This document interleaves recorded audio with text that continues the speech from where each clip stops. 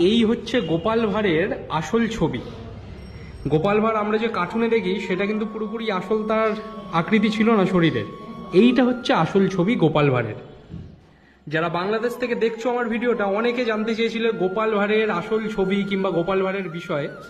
এই হচ্ছে গোপাল ভাঁড়ের আসল ছবি। সুতাই নয়, পুঠিয়া রাজবাড়িতে। আচ্ছা এবং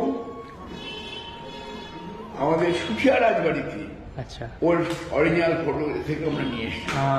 এই ফটোটা সুঠিয়া রাজবাড়ি, সুটিয়া রাজবাড়ি থেকে এই ফটোটা আপনারা কালেক্ট করেছিলেন।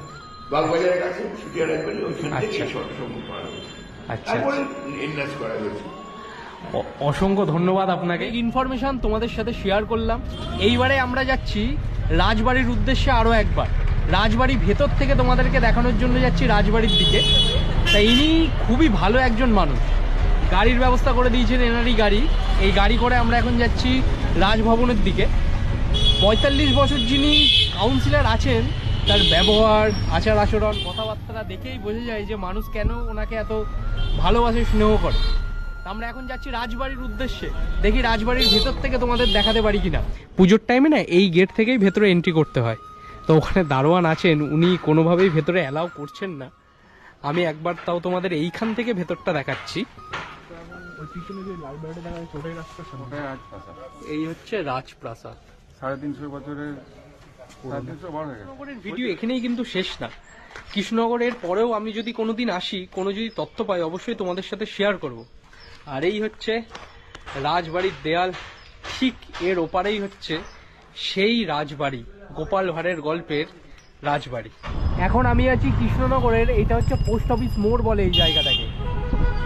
এই ক্লক টাওয়ারটা এলে দেখতে পাবে তোমরা। আজকে আমার আশা ছিল রাজবাড়ির একদম অন্দরমহলে প্রবেশ করা, তোমাদেরকে দেখানোর, কিন্তু যিনি ভেতরে দায়িত্বে আছেন দেখাশোনার, তিনি আজকে নেই। তিনি আজকে কোনো কাজের সূত্রে কলকাতার দিকে গেছেন। সেই জন্য আজকে আমি তোমাদের রাজবাড়ির ভেতরটা দেখাতে পারবো না। এটা হচ্ছে কৃষ্ণনগর পৌরসভা। কৃষ্ণনগর জায়গাটা যেমন জমজমাট, এখানকার মানুষজনও কিন্তু খুব ভালো। মানুষজন বাইরে থেকে এলে খুব ভালোভাবে কিন্তু সকলের সাথে ট্রিট করে।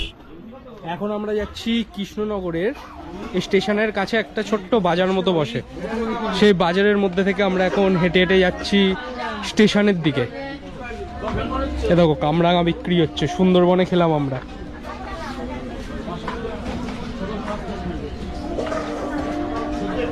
এটা কি, এটা কি কাকু?